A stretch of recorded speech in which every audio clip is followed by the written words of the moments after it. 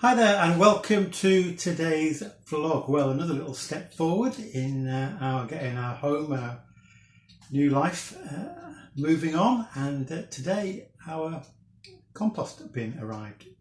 A good friend of ours from Glenfield gave us an Amazon voucher and we used that towards buying a compost bin which arrived today. So we set it up in the back garden and hope that that will prove useful in the months and years ahead, especially when we get our raised bed. So things are slowly moving. It's a lovely warm day today, another one, and we're enjoying the weather that we're being blessed with.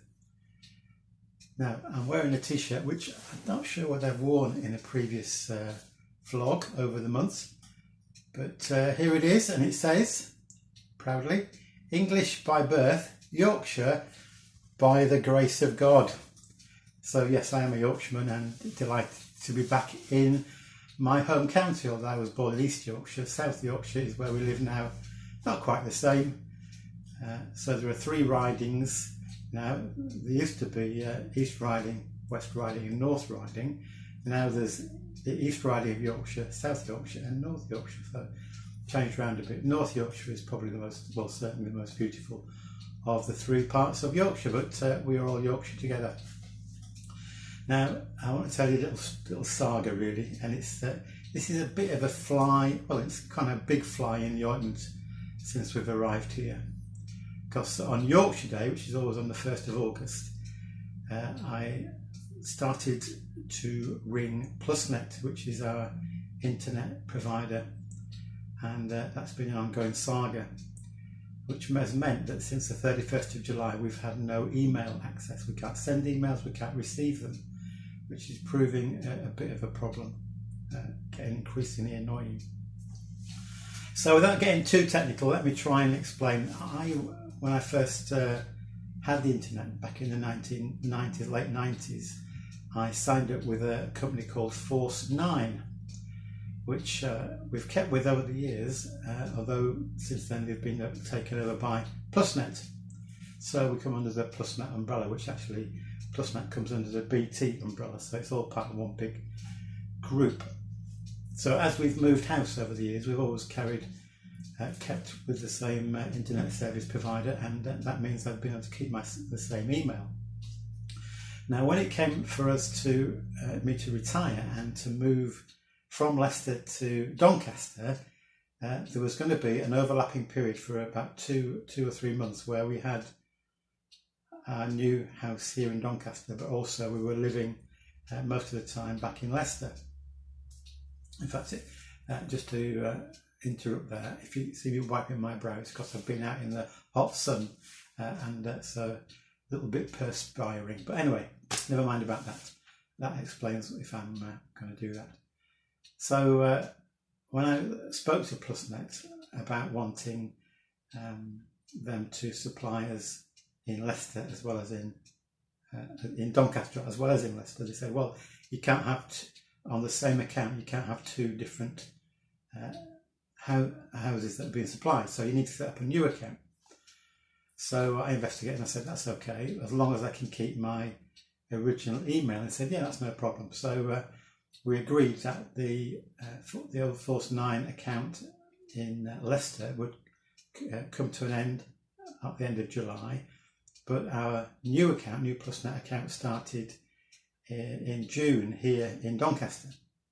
So I expected that at the end of July we'd just carry on, we wouldn't any more officially use the Force 9 account, although I'd keep it remain semi-active because I would need to keep my original email address. Well, of course, for some reason that didn't happen, and so since then no emails. Now I've rung Force 9, I've rung them on several occasions. You can't use their online chat facility, that's not working. So the only alternative really is to ring up.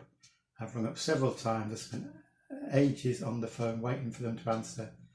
I've spoken to various tech support people who almost all of them are very apologetic, saying they made a mess of it. What they should have done was retain the original Force 9 account as a mail only account.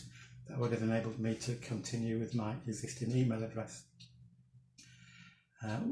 although one tech support person was quite rude really, and obviously couldn't be bothered. He said he would put me on to someone else, but actually put me back into the telephone queue,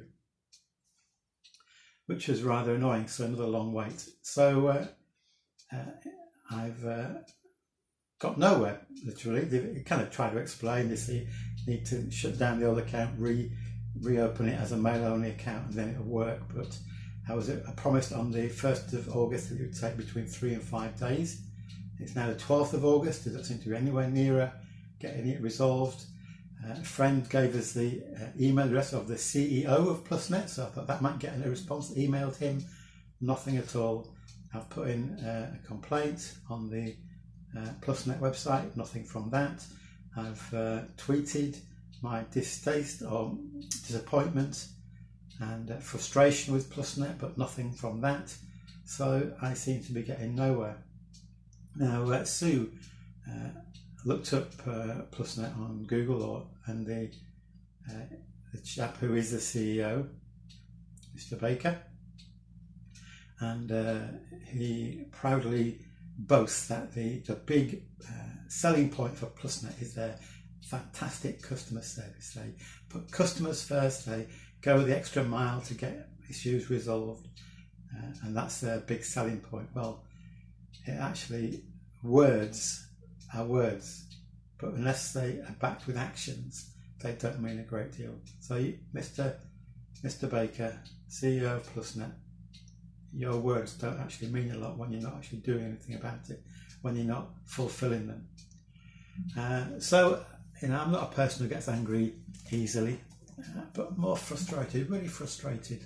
This is causing a lot of problems because all the emails being sent to me at the moment, we bounce back and may lose important emails. I can't send any emails, although I have set up a temporary Yahoo email account, so I'm able to do some stuff, but it's really causing a lot of problems. And it's that nothing seems to be happening to get it resolved. That's the big problem. So frustrating, and Sue is equally, I think, more frustrated than I am actually. And that reminded me of a passage in the letter of James. He says this: "Dear brothers and sisters, what's the use of saying you have faith if you don't prove it by actions? What kind of faith, or that kind of faith, can't save anyone? Suppose you see a brother or sister who needs food or clothing, and you say, 'Well, goodbye and God bless you, stay warm and eat well,' but then you don't give that person any food or clothing. What good does that do?" So James is saying, look, talk is easy. It's easy to talk up a big game, but actually, unless you put it into action, what does it mean? It doesn't mean very much. So you can say as much as you want, I have faith, but unless that faith is demonstrated, what's the point? You can say as much as you like, I love God, I serve God, I want to be a follower of Jesus. Unless you actually live it out, what's the point? So words need to be translated into actions. I could say to Sue every day of our lives together, I love you, but unless that's actually translated into actions, and I know I sometimes fail on that, but unless it's lived out, then the words don't amount to a great deal.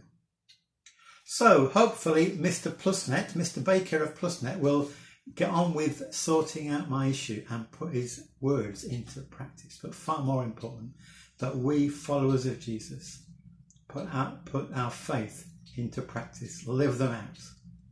Let his love be seen in us. So God bless you. Have a great day.